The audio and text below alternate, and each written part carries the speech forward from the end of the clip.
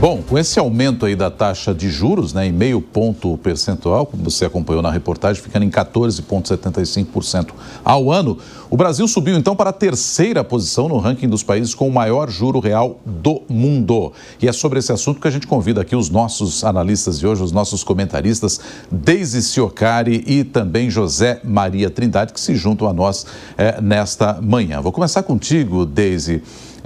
Um número que era esperado pelo mercado, mas claro, a gente não pode deixar de reconhecer que é um número muito elevado e que isso também dificulta, claro, investimentos aqui no Brasil à medida em que traz mais juros para quem quiser tomar e tentar fazer algum tipo de investimento na nossa economia, não? Exatamente, Nonato. Bom dia para você, Soraya.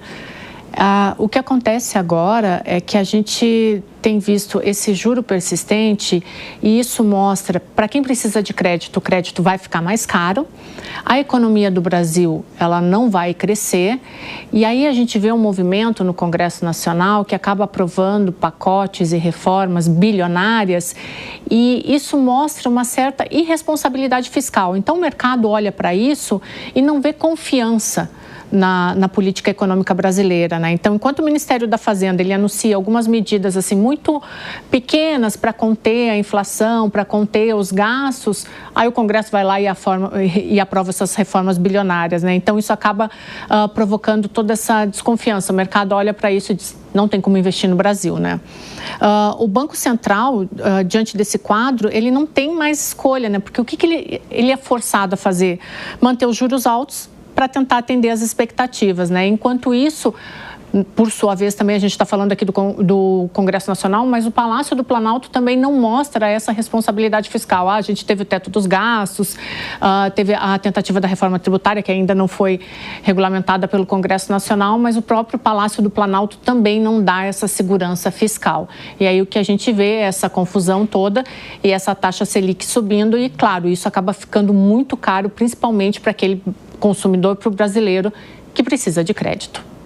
Oi, Deise, bom dia para você, bom dia, Zé Maria Trindade. Pois é, agora esse novo comunicado do Banco Central deixou em aberto os próximos passos do Procon, né? Então, eles falaram, olha, a gente não vai dizer se os próximos passos vão aumentar, se vai ter corte ou não. Zé, como que você avalia esse novo comunicado? Isso é bom ou ruim? Era o grande segredo de Polichinela, né? Saber como seria o comunicado, que a alta de juros já era prevista. Muito bom dia, Soraya. Bom dia, Nonato. Bom dia, Deise. Bom dia a você que nos acompanha aqui no Jornal da Manhã. Olha, essa caixa de ferramentas do Banco Central para cuidar exatamente do valor da moeda é uma caixa de ferramentas limitada. E é só juros no momento que se pode mexer. É a política que está dando certo, mas que em certos pontos extrapola. Veja bem, nós estamos aí como os juros mais altos desde 2006, lá atrás, ainda no governo Lula.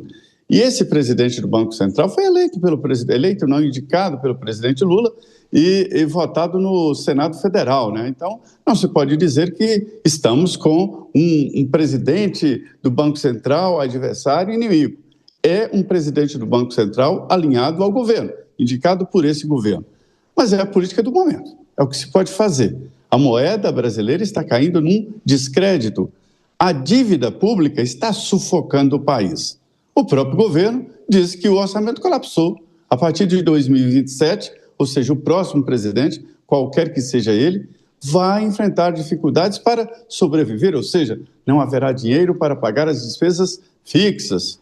Num cenário assim, o Brasil parece um avião que está caindo e se colocando à venda. Quem é que vai comprar um avião em pleno ar e que não tem combustível, por exemplo? Então, é a realidade. A economia tem leis que são próprias, não podem ser modificadas. E nós seguimos falando de juros, exatamente por tudo isso que os nossos comentaristas trouxeram aqui.